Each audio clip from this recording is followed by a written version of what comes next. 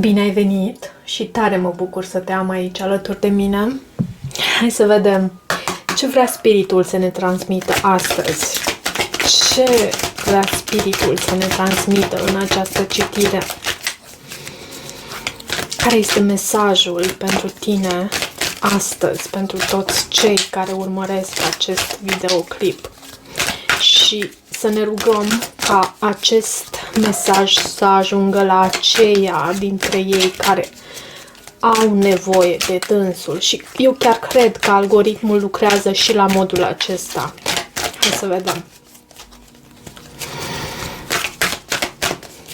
Un mesaj. Te rog, spirit.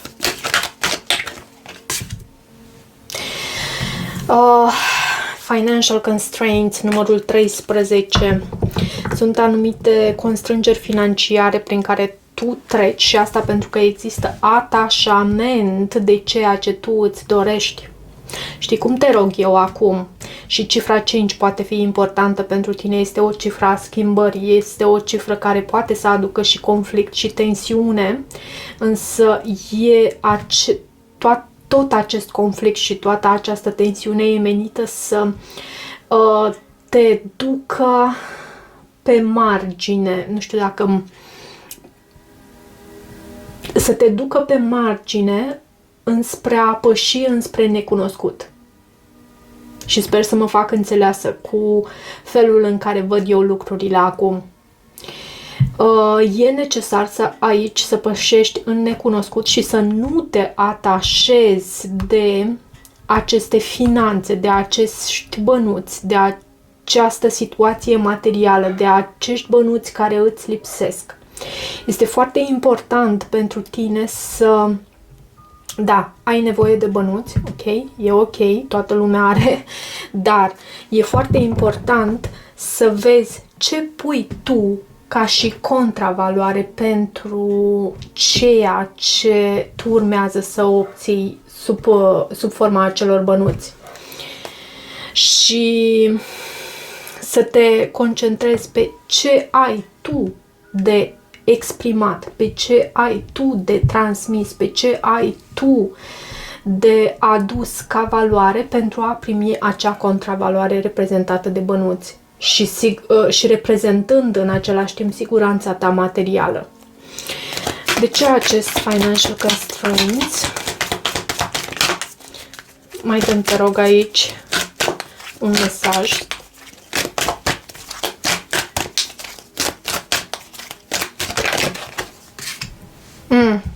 Te simți legat? Simți că numărul 23 poate fi important pentru tine și are legătură cu viziunea ta, pentru că văd și din nou acest card care vine cu acest cuvânt atașament. Nu te atașa.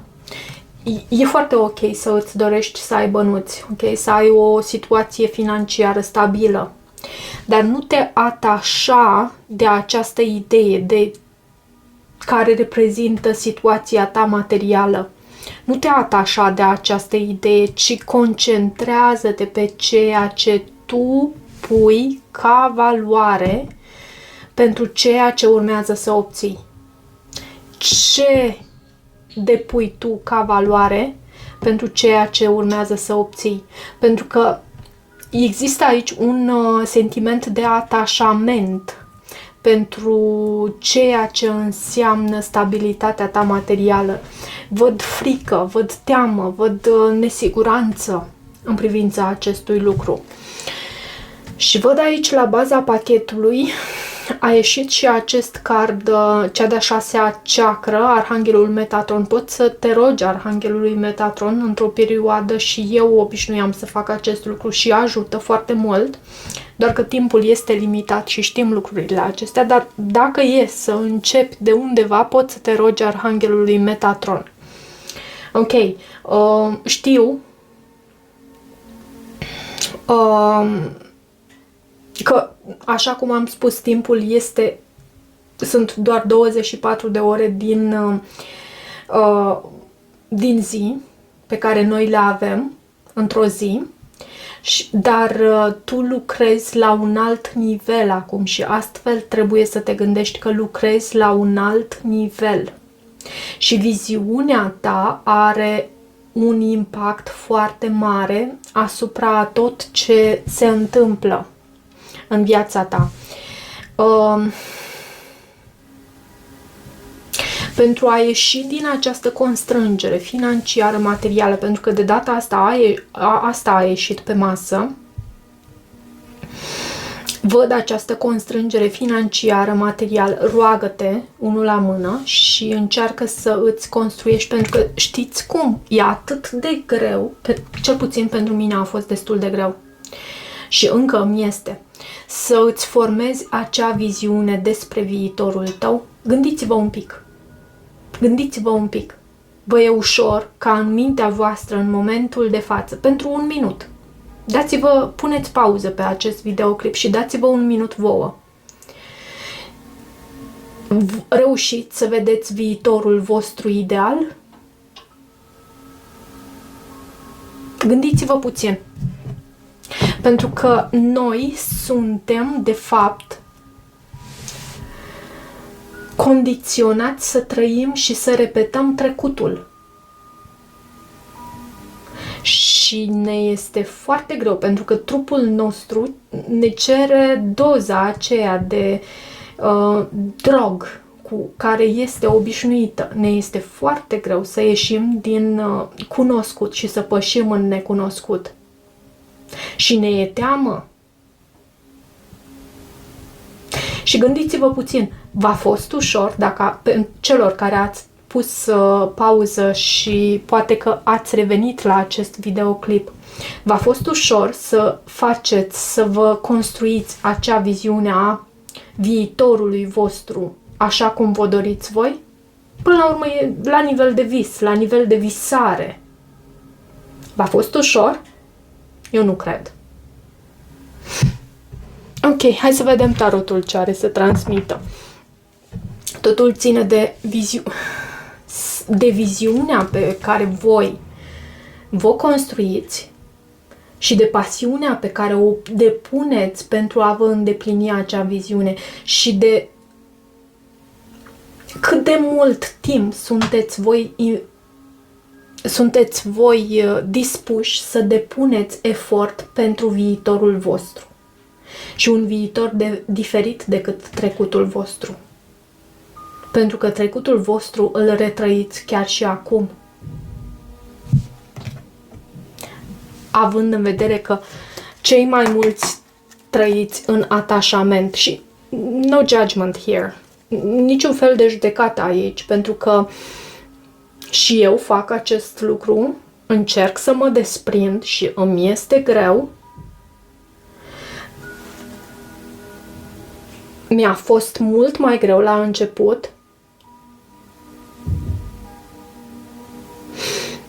Și cred că este o muncă pe care trebuie să o depunem în mod constant, de fapt. Doar că la un moment dat devenim buni în a mânui această energie a noastră și în a ne desprinde de trecut, luându-ne doar lecțiile și înțelepciunea pe care am deprins-o de acolo. Hai să vedem tarotul ce are să îți transmită ție. Ce avem ca mesaj pentru toți cei ce urmăresc acest videoclip.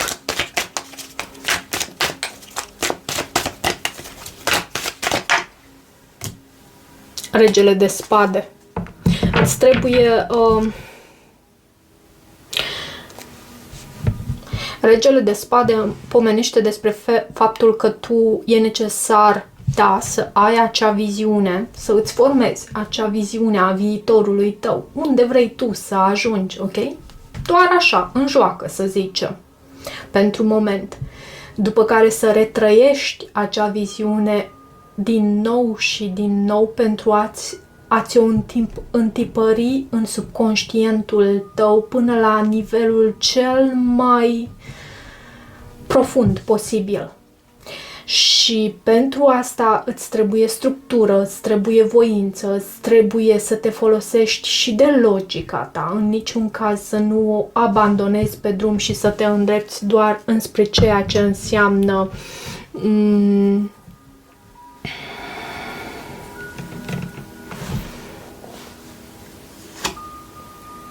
nu știu, să rămâi, să trăiești, pentru că văd acest 3 de spade și mi-a venit în minte acea idee, să rămâi și să trăiești în acel program default, în acel program în care cu toții ne naștem. Cu toții ne naștem în acel program by default, acel program de supraviețuire. Asta îți dorești tu? Să rămâi în acel program de supraviețuire? Să proiectezi în jurul tău frică, teamă, anxietate, ură, furie, frustrare? Asta îți dorești tu? Să rămâi în acel program de rușine, nu știu, victimizare? El e de vină, nu eu. Păi, cu ce am greșit eu? Da, cu toții avem momente în care reacționăm. Doar că e cazul să ne întoarcem la noi și să depășim acel program de supraviețuire în care cu toții ne naștem. Repet. Ce este cu acest rege de spade? Pentru a depăși trecutul, e necesar să ne autodepășim pe noi înșine, să ne amintim viitorul din nou și din nou, ok? Și asta nu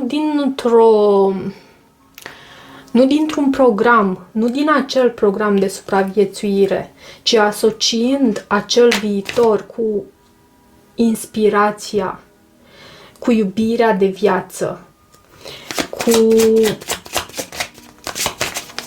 pasiunea. Și cred că știți la ce mă refer când vorbesc aceste lucruri. Hai să vedem de ce acest rege de spade. Ce este cu acest rege de spade aici? 9 de monede. Asta pentru independența ta. Pentru independența ta. Și pentru a încheia acest capitol karmic din viața ta. Aceste constrângeri, și pentru unii dintre voi poate fi vorba chiar despre constrângeri cu o persoană dintr-un semn de aer. Să te simți temător, să simți că un rezultat poate să nu fie în favoarea ta, să simți că nu o vei duce până la capăt această povară a ta, să simți că o persoană este împotriva ta. Pentru unii dintre voi poate fi vorba despre acest rege de spade care e o persoană rece și foarte calculată. Însă interpretez acest card, regele de spade, și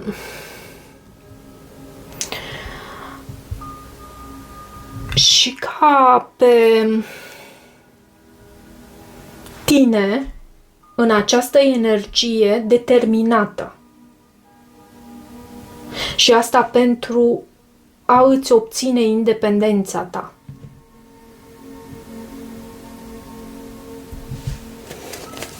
Ce avem aici?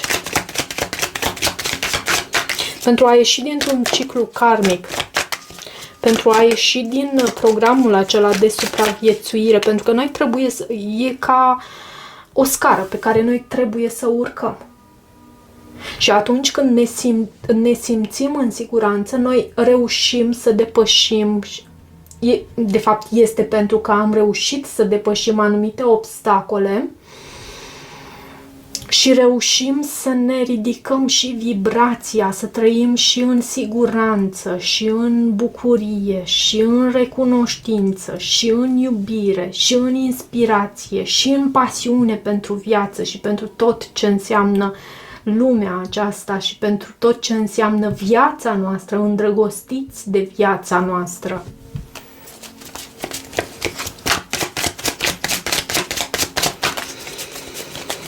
Hai să vedem Ce vrea spiritul să mai transmită acum?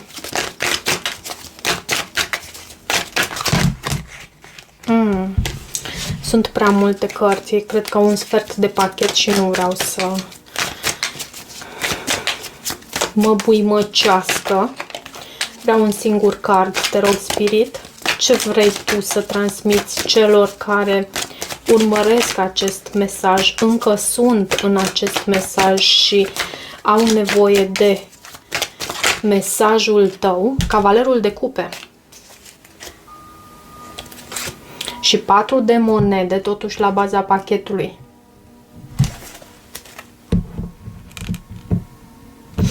Știi cum simt aici? Să te iubești în primul și în primul rând pe tine. Tu ești personajul principal aici, în acest videoclip și în același timp în viața ta. Să te iubești mai mult pe tine. Dacă simți că te iubești, iubește-te și mai mult pe tine. Și nu te deschide în fața oricui. Da, iubește. Dar în primul rând iubește-te. Tu iubești pentru că te iubești pe tine sau iubești pentru că ai nevoie de iubirea cuiva? Cum e la tine? Oferi iubire din preaplinul tău sau iubești pentru că ai nevoie de celălalt, ești atașat de celălalt? Ai nevoie de iubirea celuilalt. De ce iubești tu?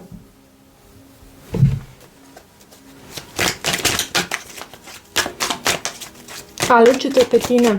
Alege-te să torni în cupa ta iubire. Regina de bâte a ieșit aici. Și regina de spade.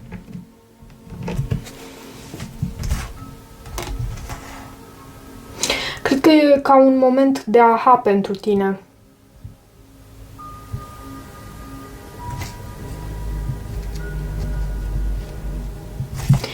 Regina de bâte este o luptătoare și în niciun caz nu renunță. Nu renunță la ea, nu renunță la ceea ce înseamnă visul ei. Nu renunță această regină de bâte. Este o luptătoare și este gata să folosească și cuvântul. Și cu multă istețime, cu mult meșteșug. Sau da, cred că meșteșug. De ce această regină de bâte a venit aici? Ce este cu această regină de bâte?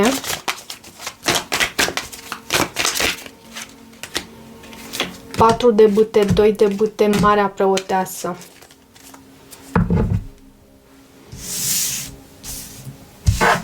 Am să le așez așa, pentru că așa am cerut cărțile.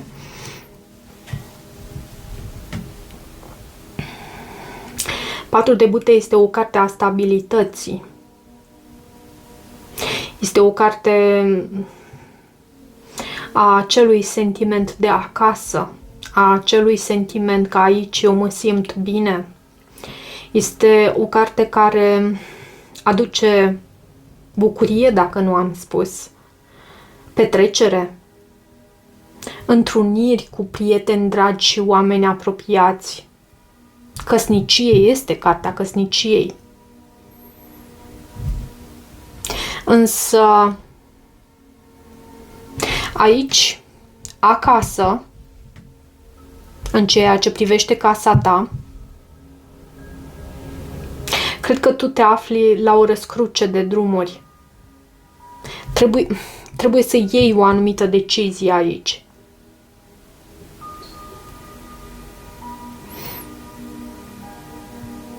Și asta pentru a ajunge la acest ideal al tău. Pentru foarte multe dintre voi, este necesar să vă ascultați intuiția și poate chiar să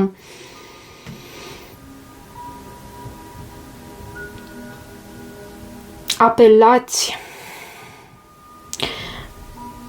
nu știu, Cred că aici vă ascultați intuiția, puteți să aveți și pești pe harta natală și aș putea să spun că pentru foarte multe dintre voi aveți șansa de a lucra de acasă. Doar că e ca o decizie pe care voi trebuie să o luați.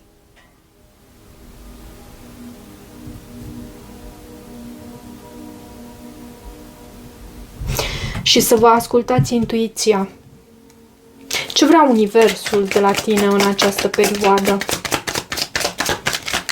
Ce vrea Universul de la tine în această perioadă?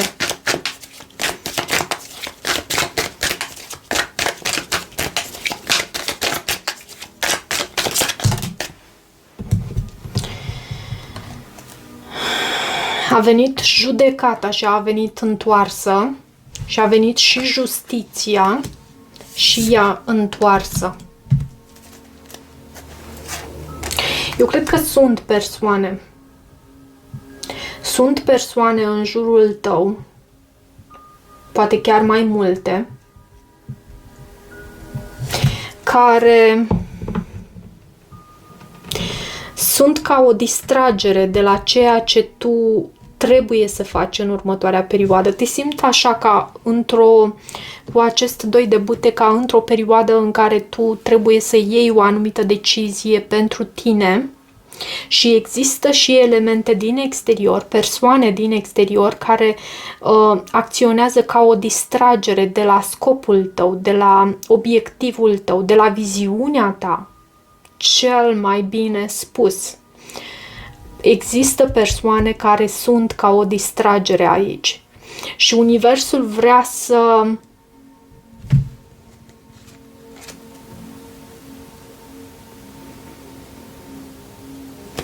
De ce aceste cărți în poziție inversă? De ce aceste cărți în poziție inversă aici?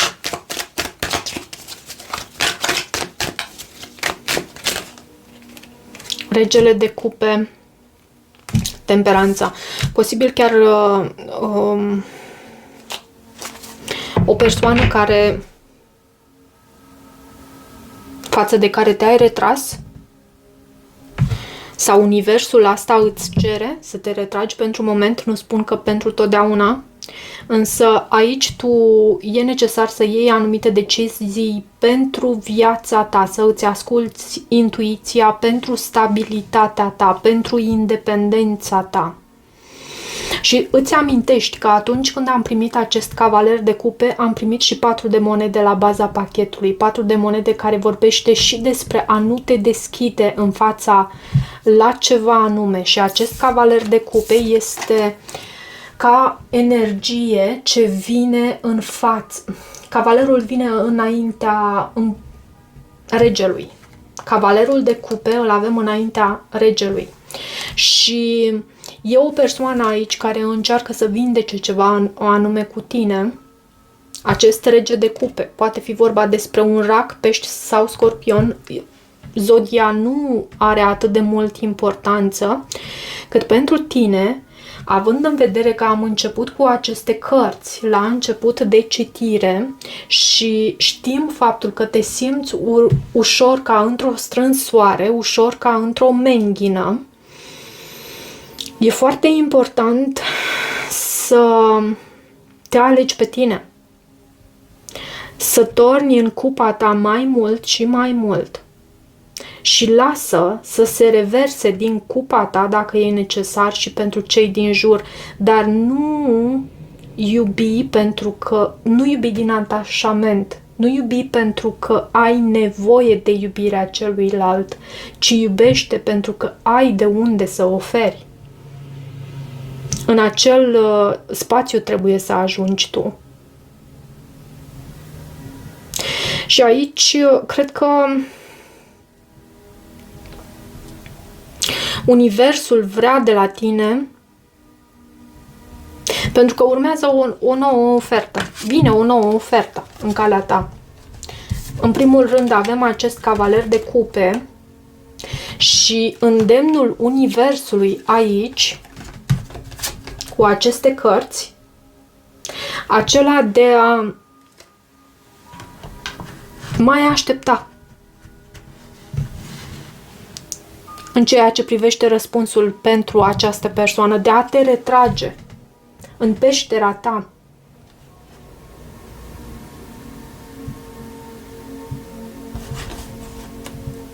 Și văd aici comunicare, văd vești, văd noutăți. Dar simt că nu este momentul. Așa îmi transmit cărțile. Nu este momentul acum să te deschizi. Tu ești într-o perioadă în care e ca și cum treci printr-un anume portal, ești într-o anumită tranziție în viața ta, într-o perioadă de tranziție în viața ta. Hai să văd care este lecția sufletului tău.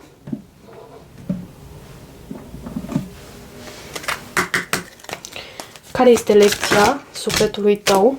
Onestitate.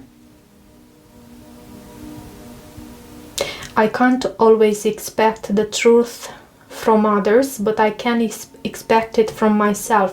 Nu pot să aștept întotdeauna adevărul de la ceilalți, dar pot să îl aștept de la mine însămi sau de la mine însumi.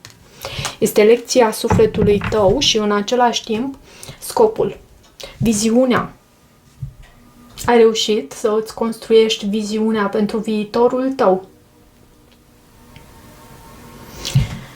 Trebuie să ajungi în acel moment în care tu să știi că adică eu știu de ce sunt aici. Cunoști tu de ce ești aici? Cunoști acest lucru? Care este menirea ta?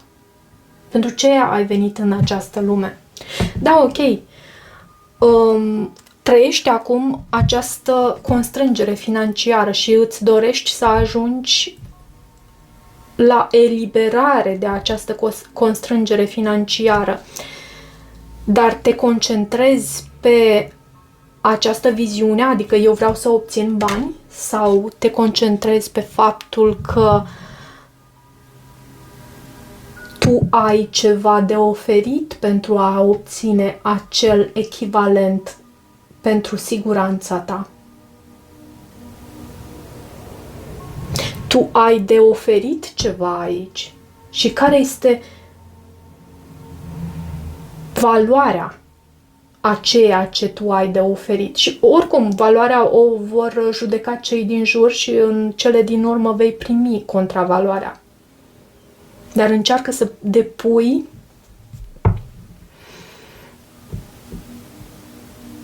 ceea ce este mai valoros în tine. Da, dragilor, chiar sper să aibă sens ceea ce am încercat să transmit în acest mesaj. E și un mesaj, așa a ieșit, așa au ieșit cărțile și ați văzut lucrul acesta. E un mesaj prea puțin de dragoste și știu că majoritatea asta caută când ascultă astfel de citiri în tarot. Însă eu am să îl postez exact așa cum a venit, pentru că e nevoie pentru cineva acolo să îl audă. Și dacă e vorba doar despre o singură persoană, așa să fie. Toate bune! Și dacă rezonați cu acest mesaj, nu uitați să vă abonați canalului. Vă mulțumesc!